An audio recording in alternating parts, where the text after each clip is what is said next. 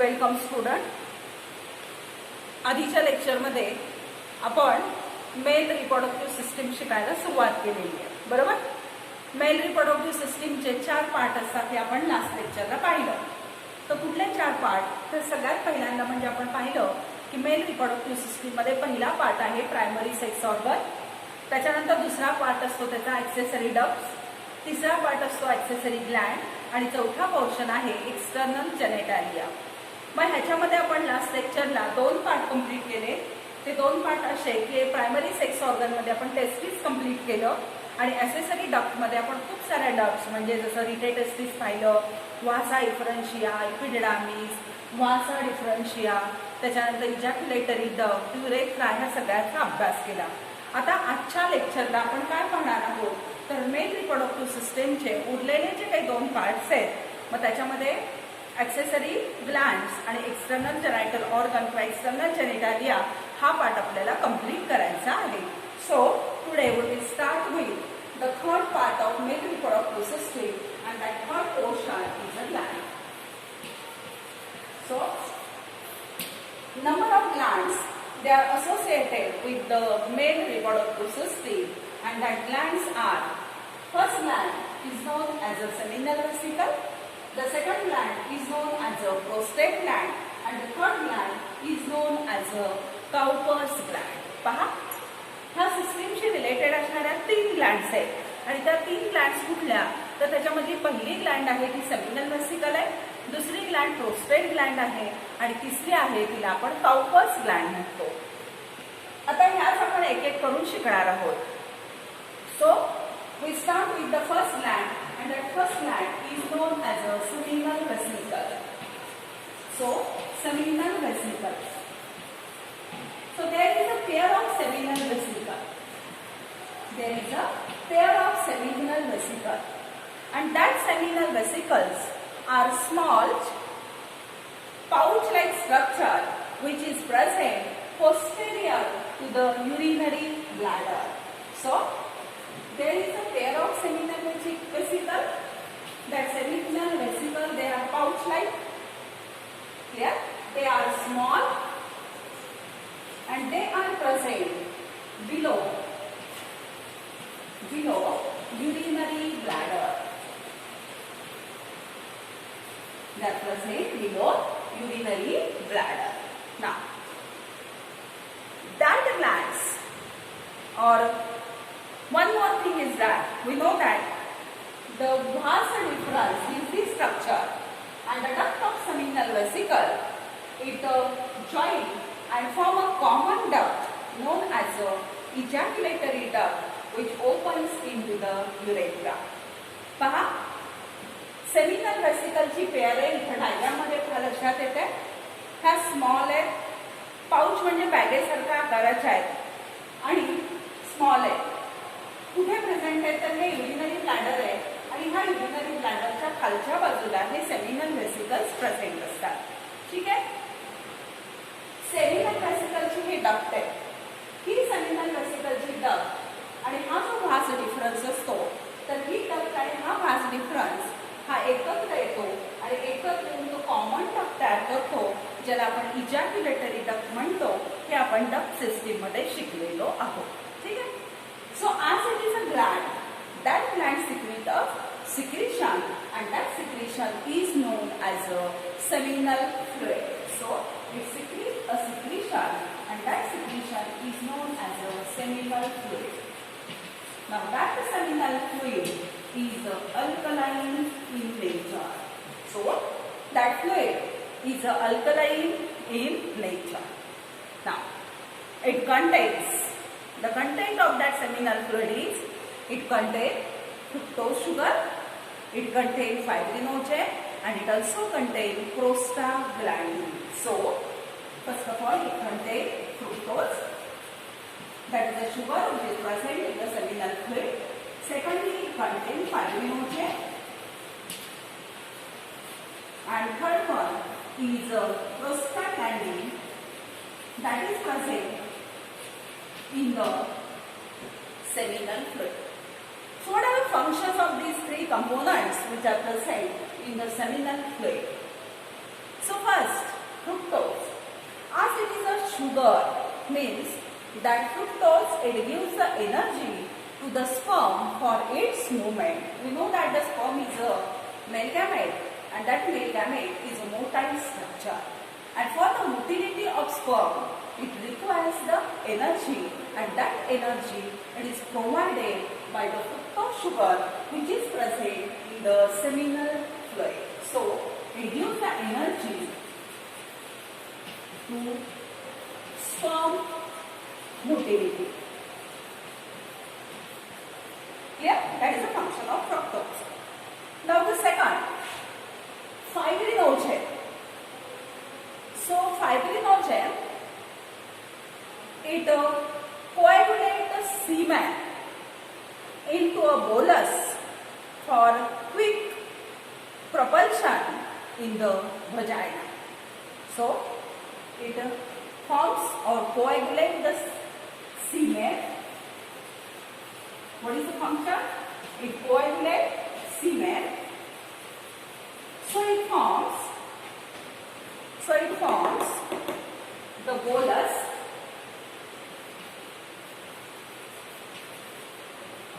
Then why there is a formation of bolus of that semen? For quick propulsion in vagina, or quick propulsion in vagina. That means the fibrinogen, which is present in the seminal fluid, that brings about the coagulation of the semen. Semen is a liquid media for the sperm, and there is a formation of bolus, and that there is a formation of bolus. That bolus quickly passes through the vagina. So that is a function of fibrinogen, which is present in the seminal fluid. And lastly, it contains a prostaglandin. And what is the function of that prostaglandin? So it stimulates the reverse peristalsis of vagina and uterus. It stimulates, the function of prostaglandin is, it stimulates reverse. It stimulates reverse peristalsis of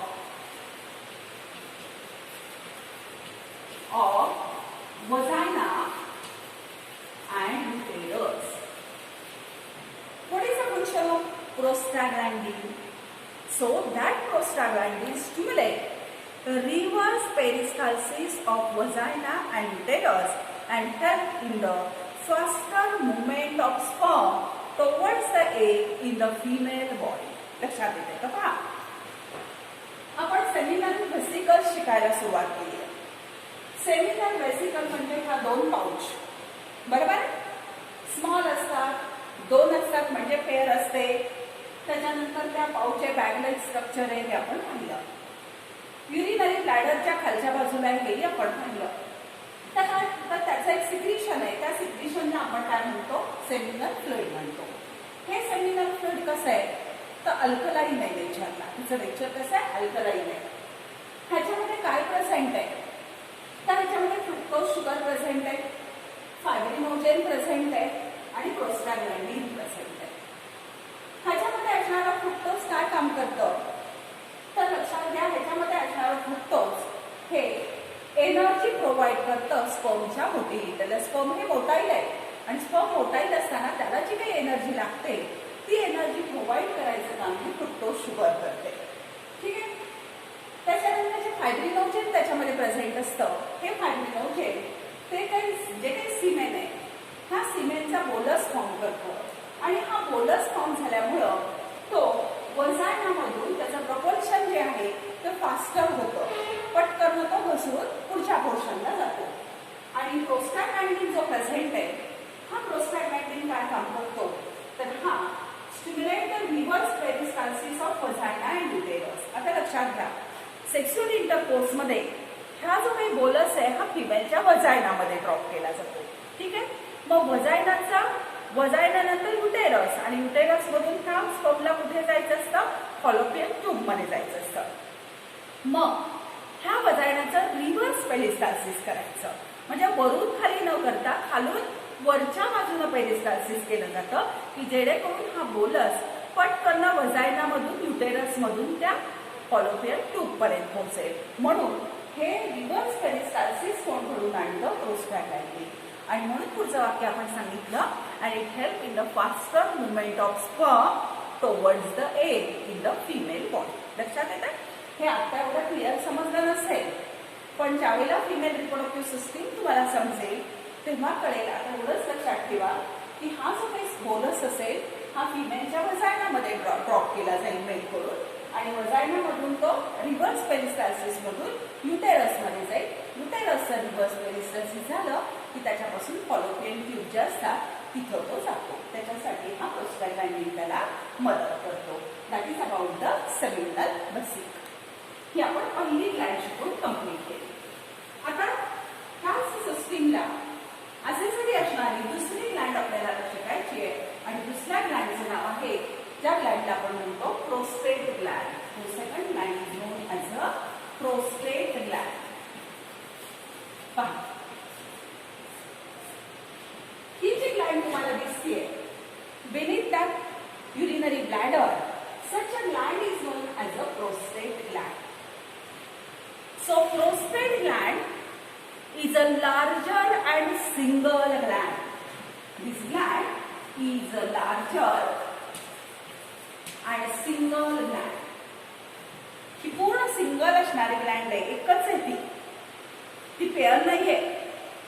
So it is a larger, and that gland made up of 20 to 30 lobes. It contains about 20 to 30 lobes. And such a lobes of prostate gland, they separately opens into the urethra. So this gland is a larger gland. That gland is present below or beneath the urinary bladder.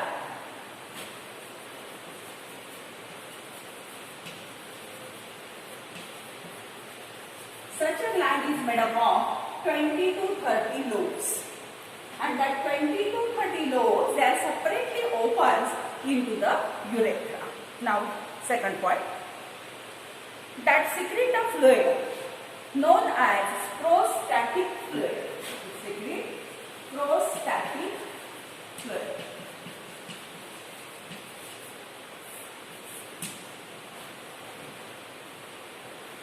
पहा, seminal vesicle मध्ये एक point आता सांगायचं माझ्याकडून राहिला तो असा की सेमिनल वेसिकल चं जे काही सिक्रिशन आहे, ज्याला आपण सेमिनल फ्लुइड म्हणतो, that contribute about 60% of total volume of semen. Semen म्हणजे मी तुम्हाला सांगितलं स्पर्म साठी असणारं लिक्विड पोर्शन आहे, आणि त्या लिक्विड पोर्शन मध्ये 60% काय असतं तर सेमिनल फ्लुइड असतं. आणि पुढचा पॉइंट इथं सांगेन मी आता तो तुम्हाला की प्रोस्टॅटिक फ्लुइड जर तुम्ही बघितलं तर it contribute about 30% of total volume of semen. Semen मध्ये 30% काय असतं तर प्रोस्टॅटिक फ्लुइड असतं.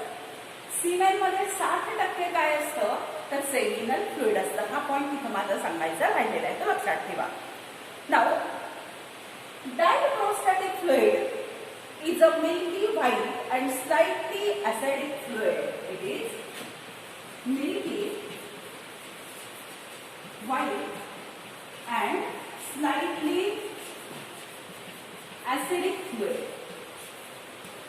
जसा सेमिनल फ्लुइड हे अल्कलाइन आहे म्हणून सांगितलं, तसं हे प्रोस्टॅटिक फ्लुइड असतं ते मिल्की व्हाईट असतं, दुधी रंगाचं फ्लुइड असतं, आणि ते स्लाइटली ऍसिडिक फ्लुइड आहे. Now, that acidic fluid is made up of, or it contains citric acid and acid phosphatase. It contains citric acid and acid phosphatase. And variety of enzymes are also present in this prostatic fluid. So, the acid phosphatase which is present in this prostatic fluid that protect the sperm from acidity of vagina or acidic condition of vagina. So, acid phosphatase, it protects sperm from acidic condition of vagina. So, we know that the female vagina is acidic in nature, and these acid phosphatase, which is present in the prostatic fluid that protect the sperm from the acidic condition of the vagina. Clear? पहा, हा काही अवघड याच्यामध्ये नाहीये. इथं त्या urinary ब्लॅडरच्या खालच्या बाजूला ही ग्लॅंड दाखवली गोलाकार, हिला म्हणतात प्रोस्टेट ग्लॅंड. प्रोस्टेट ग्लॅंड ही मोठी असणारी ग्लॅंड आहे, लार्जर आहे, सिंगल आहे, एक आहे, आणि तिच्यामध्ये 20 ते 30 लोब्स आहेत आणि हे लोब्स सेपरेटली युरेथ्रामध्ये ओपन होतात. ठीक. पुढे मी सांगितलं की ती प्रेझेंट कुठे आहे, तर ती प्रेझेंट कुठे आहे तर below the urinary bladder. Urinary ब्लॅडरच्या खालच्या बाजूला आहे, अंडरनीथ म्हटलं तरी चालू शकतं त्याला. पुढे मी पुढचा पॉईंट सांगितला, इट सराउंड्स द युरेथ्रा. युरेथ्राच्या भोवती असं म्हटलं तरी चालू शकेल.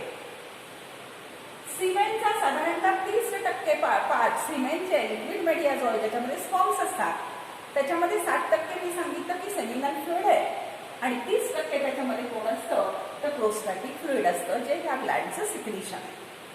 हा प्रोस्टॅटिक फ्लुइड कसं आहे तर व्हाईटिश आहे, मिल्की व्हाईट असतं ते, आणि त्याला स्लाइटली ऍसिडिक आहे, ते ऍसिडिक फ्लुइड आहे. त्याच्यामध्ये काय काय प्रेझेंट असतं तर त्याच्यामध्ये सायट्रिक ऍसिड असतं, ऍसिड फॉस्फेटेज असतं आणि वेगवेगळी एन्झाईम्स पण त्याच्यामध्ये प्रेझेंट असतात. मग हे सिक्रिशन काय काम करतं तर त्याच्यामधलं हे जे ऍसिड फॉस्फेटेज आहे, हे ऍसिड फॉस्फेटेज फिमेलची वजायना जी असते ती फिमेलची वजायना ही ऍसिडिक असते आणि मग ऍसिडिक कंडिशनमध्ये स्पर्म सर्वाइव्ह होत नाही. मग त्या ऍसिडिटी पासून त्या स्पर्मला प्रोटेक्ट करायचं काम कोण करतं तर ह्या प्रोस्टॅटिक फ्लुइड मध्ये असणारं हे ऍसिड फॉस्फेटेज करतं. लक्षात आलं? That is about the prostate gland. Clear? मला वाटतं तुम्हाला समजली असावी. आता तिसऱ्या ग्लॅंडकडे आपण जाऊ. So the third gland is known as a Cowper's gland. तिसरी ग्लॅंड आपल्याला शिकायची आहे. Third one is known as a Cowper's gland. त्याला आणखी एक नाव आहे, बल्बो युरेथ्रल ग्लॅंड. दोन्ही नाव लक्षात ठेवा. It is known as a Cowper's gland, but it is also known as a bulbourethral gland. Now, this gland, Cowper's gland. So, there is a pair of bulbourethral gland, which is a small and a pea-size and present on the either side of urethra. So, there is a pair which is a small gland and which is a pea-sized gland and present on the either side of urethra. लक्षात येते का? हा, ही ग्लॅंड म्हणजे Cowper's ग्लॅंड किंवा हिला बल्बोयुरेथ्रल ग्लॅंड म्हणतात. Small आहे. पुढे सांगितलं पेअर आहे आणि पी साईज आहे, वाटाण्याच्या आकाराची आहे आणि कुठे प्रेझेंट आहे तर युरेथ्राच्या दोन्ही बाजूला प्रेझेंट असणारी ही ग्लॅंड आहे. It secrete a secretion and that secretion is alkaline. Its secretion is alkaline. Now next point is that secretion is a viscous and mucus-like which lubricate or act as a lubricant during the process of copulation. So this secretion which is secreted from the Cowper's gland or bulbourethral gland, that secretion is alkaline in nature. That secretion is viscous, mucus-like and it acts as a lubricant during process of copulation. So, what is the function? पहा, corpus ग्लॅंड ही pair मध्ये असणारी वाटाण्याच्या आकाराची लहान आहे आणि युरेथ्राच्या दोन्ही बाजूला प्रेझेंट आहे. तिचं जे सिक्रिशन आहे हे विस्कस आहे, चिकट असं सिक्रिशन आहे, म्युकस सारखं आहे आणि अल्कलाईन आहे नेचरला. आणि ती it act as a lubricant during the process of copulation. कॉप्युलेशनची जी काही प्रोसेस असते ज्याच्यामध्ये male of union of male आणि फिमेल आहे, जे सेक्शुअल इंटरकोर्स ज्याला आपण म्हणतो त्या प्रोसेसला आपण कॉप्युलेशन असं म्हणतो. मग हा कॉप्युलेशन प्रोसेस इझी होण्यासाठी तो पॅसेज कसा करावा लागतो, स्लिपरी करावा लागतो. म्हणून मी काय काम करते तर लुब्रिकंट म्हणून तिथं काम करते. लुब्रिकंट म्हणजे तुम्हाला माहितीये, वारंवार हा शब्द आपल्या याच्यामध्ये येतो, वंगण ज्याला तुम्ही म्हणता. जसं बैलगाडीचं चाक सुरळीत चालण्यासाठी त्याच्यामध्ये वंगण टाकतात, काळं लिक्विड असतं की जेणेकरून ते रोटेट व्यवस्थित होतं. तशा पद्धतीने ह्या प्रोसेसमध्ये हा जो काही सिक्रिशन आहे कॉपस ग्लॅंडचं ते लुब्रिकंटचं काम करतं आणि ही कॉप्युलेशनची प्रोसेस काय करतं, इझी होऊन लागतं. ठीक आहे, दॅट इज अबाउट द ग्लॅंड्स. आता ग्लॅंड झाल्यानंतर इथे एक छोटासा पॉईंट तुम्हाला आता सारखा शब्द आलाय, semen semen semen. So what is that semen? पहा आता आपण ते शिकूयात, सिमेन म्हणजे काय. So the next point is a semen.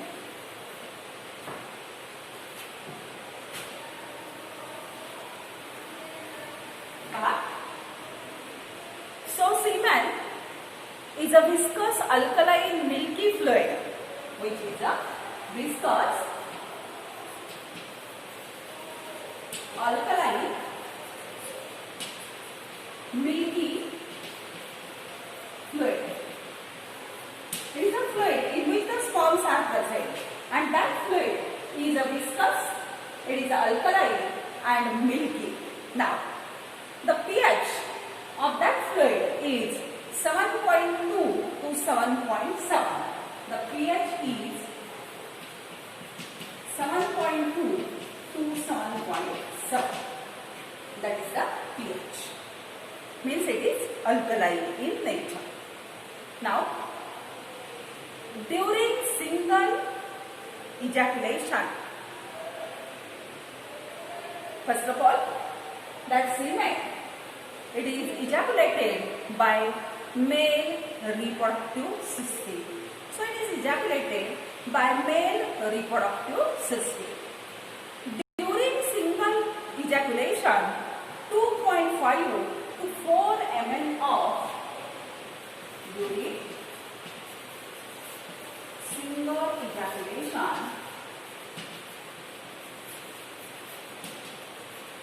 2.5 to 4 ml of semen is given outside the body or given out. Now, that 2.5 to 4 ml of semen, it contains about 400 millions of sperm. It contains about 400 millions of sperm. Is it clear? During single ejaculation, 2.5 to 4 ml of semen is given out and that semen contains about 400 millions of sperms. Now, that sperm contains the secretion of epidermis and glands. It contains secretion of epidermis and glands. We know it. पहा, आपण आता semen बद्दल बोलतो.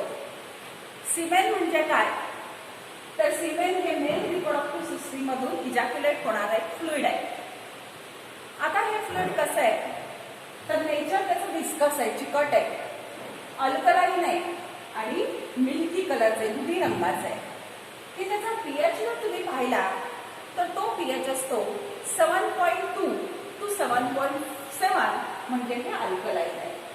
मग ज्यावेळेला हे जे काही इजॅक्युलेशन आहे मेल रिप्रोडक्टिव्ह सिस्टीम मधून येणारं, तर सिंगल इजॅक्युलेशन जेव्हा असतं तर त्या सिंगल इजॅक्युलेशन मध्ये 2.5 ते 4 ml एवढं सिमेन हे बाहेर टाकलं जातं. आणि ह्या सिमेनमध्ये किती स्पर्म्स असतात, तर साधारणतः 400 मिलियन, नुसते 400 नव्हे, 4 ml सिमेनमध्ये 400 million sperms are present. 400 million sperms त्याच्यामध्ये प्रेझेंट असतात, लक्षात घ्या. आणि हे सिमेन म्हणजे काय, तर हे सिमेन म्हणजे सिक्रिशन ऑफ इपिडिडामिस अँड ग्लॅड. ह्याच्यामध्ये इपिडिडामिस पासून सिक्रेट होणारं सिक्रेशन आहे आणि ग्लॅड पासून सिक्रेट होणारं पण सिक्रेशन आहे.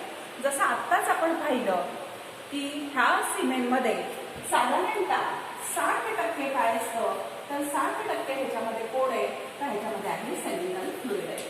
ह्याच्यामध्ये काय आहे, 60% सेमिनल फ्लुइड आहे. ठीक आहे. त्याच्यानंतर त्याच्यामध्ये 30% आपण काय पाहिलं, तर 30% त्याच्यामध्ये प्रोस्टॅटिक फ्लुइड आहे, बरोबर आहे. आणि उरलेला अजून आपण काय पाहिलं, तर त्याच्यामध्ये काउपस ग्लँडचं सिक्रिशन आहे, जे काही 10% राहतं त्याच्यामध्ये काउपस ग्लँडचं सिक्रिशन असेल, इपिडिडामिसचं सिक्रिशन असेल, हे सगळं मिळून काय तयार होतंय, तर हे सगळं मिळून तयार होतंय सिमेन, बरोबर.